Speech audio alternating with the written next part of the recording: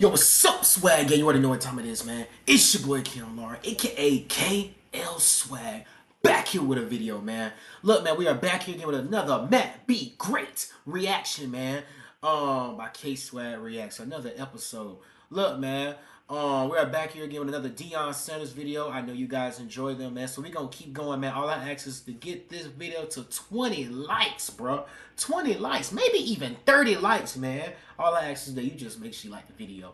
Look, man, we are about to react to Deion Sanders takes 5 players from Florida State. He already took Travis Hunter. Now he taking other players. Let's check it out. Now that I think about it, I don't know if I've ever seen this in my life, or the history of the transfer portal, where a head coach has taken 5 players from one team in 17 days. Damn! Like Deion Sanders wants to go after these Florida State players to show the program, hey, you should have hired me as a head coach. Damn! Imagine if he coached at Florida State, though. That would be crazy as hell. Ladies and gentlemen, you cannot, and let me repeat this, you cannot make... And also, you guys, I gotta say something real quick, man. I got a comment. I got like maybe 3 or 4 comments of saying, put on the shirt, put on the shirt. It got me. Can you please put a shirt on? Question mark. It's distracting. First off, I'm gonna say appreciate it. Appreciate it. I don't know if that's good or bad. Y'all let me know down below in the comments. Yeah, my nose running. Allergies.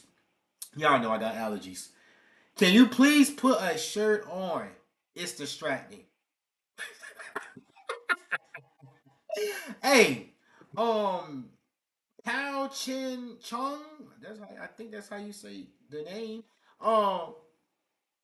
Hey, I feel good. I feel good or whatever like that. So, hey, you either gonna subscribe and like the video, or hey, go to another YouTuber. But I feel good, bro. And yeah, I'm gonna have my shirt on sometime, but man, nigga be tired, bro, and it be a little hot in here and stuff like that. So, hey, I ain't gonna have no shirt on, man. But look, let's get back into it, though. Appreciate it, though. That's kind of a compliment. Pick this stuff up. What is up with Deion Sanders' fascination of stealing Florida State's players? In the last 17 days, not 1, not 2, not 3, not 4, but 5 players from Florida State have went to Colorado.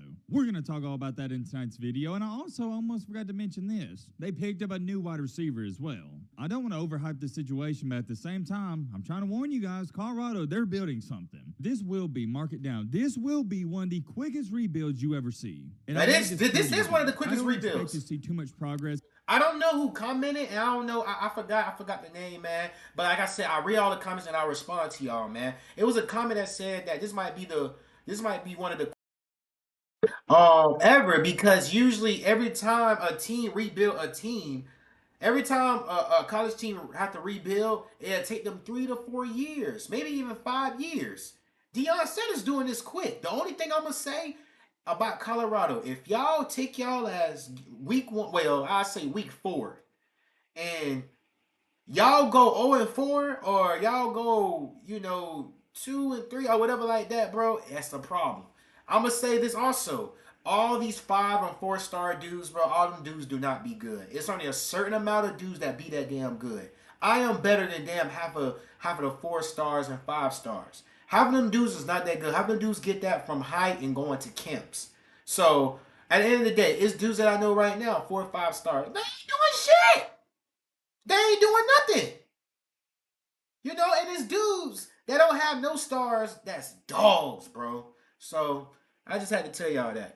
In the win-loss column. But that doesn't mean they're not progressing and heading in the right direction. At this point in time, what is so impressive to me, at least, is how fast Deion Sanders has replaced the 57 players that left. Yeah. 57 players. No other coach done this. Portal from Colorado, and they've already replaced them all. It kind of feels like Colorado is an AAU basketball team. When it's all said and done, this Colorado football team is going to have a player from dang near every single college. We're going to talk all about that in tonight's video. I want to make this short and sweet. Do want to get this news out there. As always, if you're new to the channel, you like Colorado content, college football content, consider subscribing, joining our community. We would love to have you here. All right, Matt, blah, shut the crap up. Now, without further ado, let's get into it. I'll be killing that. Matt be killing that. Let's. You know what? I'm going to start on the video by saying this. I blame you guys. Yes, that's right. I blame y'all because nobody sent me this. I had to find it out myself, which is rare. And I'm not complaining. It's just I'm felt like something was on my forehead. Me stuff nonstop on Colorado. Maybe some of y'all don't see this as a big pickup. Maybe it just went under the radar because of everything else going on. But Colorado landed a new wide receiver from Northwestern State who goes by the name of Javon Antonio. I said Javon. Would it be Javon? I think it's Javon. What position Javon he played? Antonio. We're going to go with that. If I'm saying it wrong, I apologize.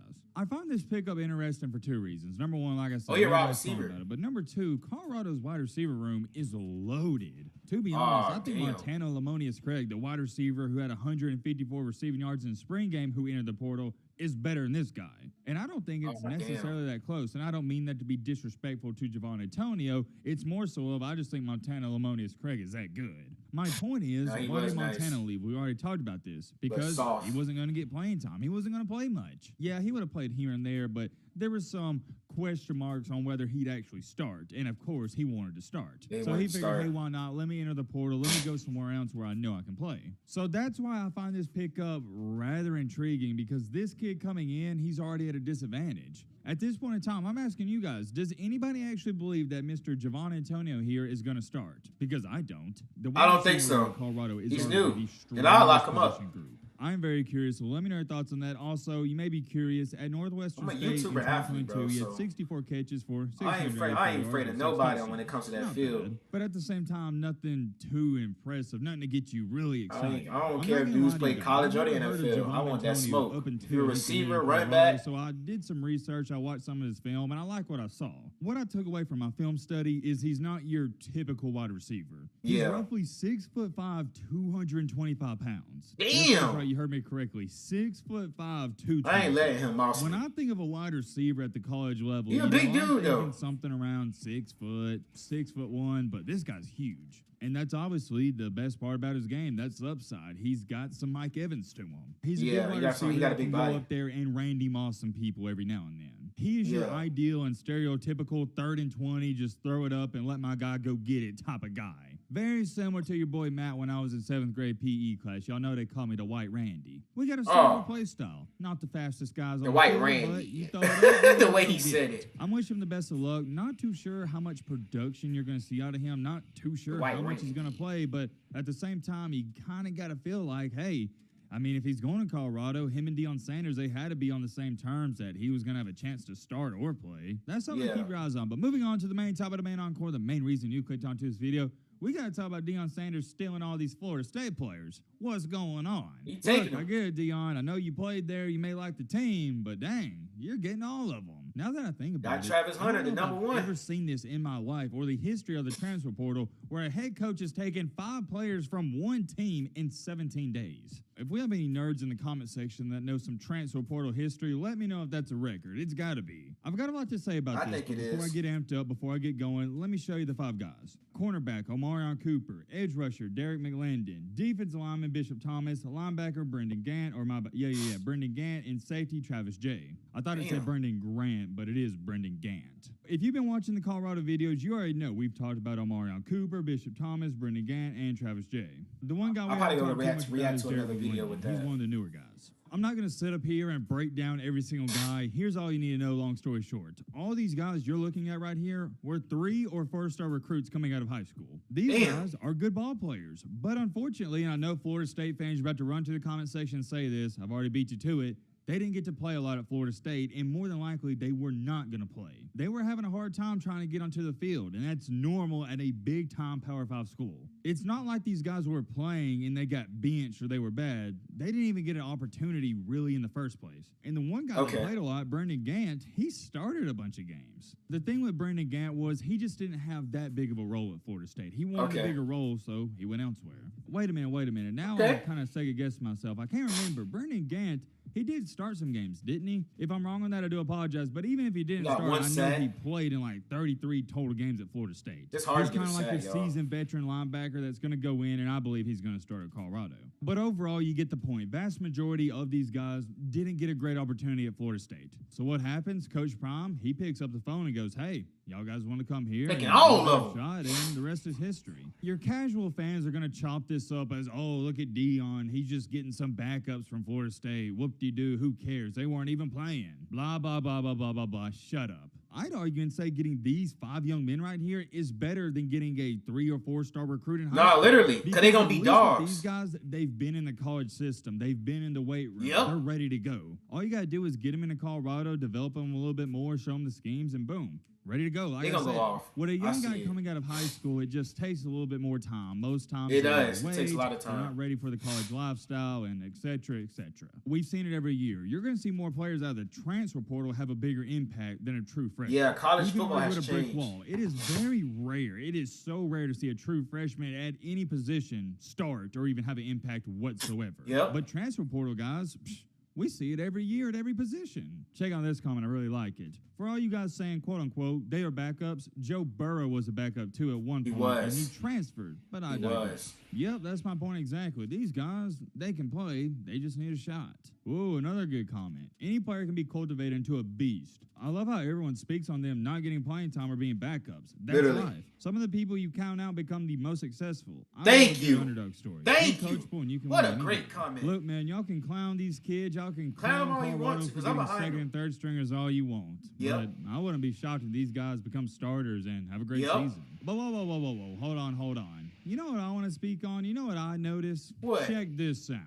All 5 of these guys you're looking at right here, they're defensive players. Yep.